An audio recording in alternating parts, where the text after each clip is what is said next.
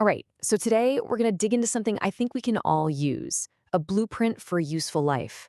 It's a way to take the chaos of our daily routines and, shape it into something that actually feels structured and meaningful. Let's get right into it. So let me start with this question because it really hits home. Are you busy or are you productive? I mean, we all feel busy, right? Our to-do lists are a mile long. But when your head hits the pillow, do you feel a sense of accomplishment or is it just exhaustion? That's the exact problem this whole idea is trying to solve. So, how do we get out of that busy trap? Well, this blueprint suggests that the answer isn't about doing more stuff. It's about changing our whole definition of what useful actually is. This is the big idea, the guiding principle for everything else we're about to cover. And here's that definition. It's so specific and so powerful. Useful is that which brings me closer to my ultimate purpose and benefits me in the long run. See, this just blows the idea of ticking boxes off a list out of the water. It forces you to ask a different question for every single thing you do. Does this serve my long-term purpose? It completely reframes how you look at your day. Okay, so you can't build a skyscraper on a weak foundation, right? It's the same thing with a useful life. So this blueprint starts where it has to, with the non-negotiables, the absolute essentials that create stability and support everything else you want to build.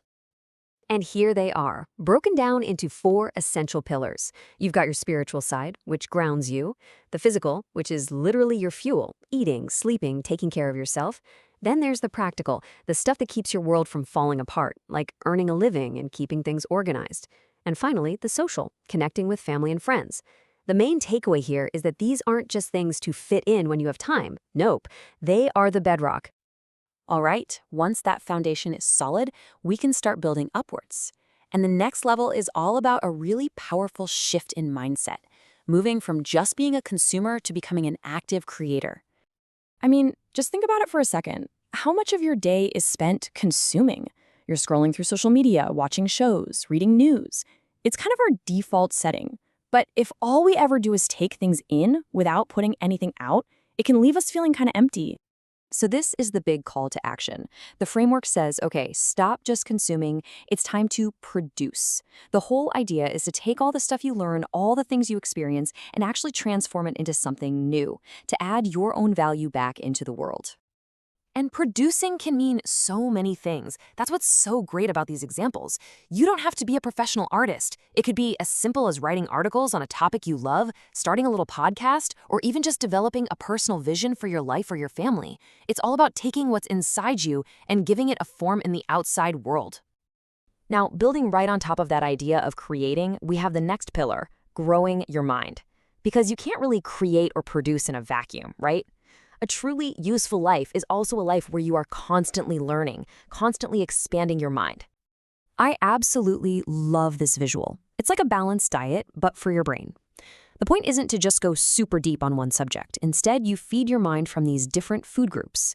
You've got spiritual texts for wisdom, the humanities to understand people and the past, the sciences to understand the physical world, and practical skills to actually navigate it all. It's about being well-rounded. And then the blueprint offers this really profound twist. The search for knowledge isn't just about looking out at the world. It's also about looking in. It actually suggests that you should study your own family history, your own story.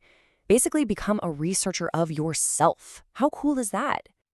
This brings us to the final, and maybe most crucial part of the blueprint. It's the thing that ties it all together, finding that sweet spot, that essential balance between your outer world, your community, and your inner world. And this slide just lays it out so clearly. You see the two sides of the coin. On the one hand, you have to be out there, in the community, part of the action, part of the conversation. But on the other hand, you absolutely need that time alone, for quiet reflection, for prayer, for what this calls working on your heart. You need both. One isn't complete without the other.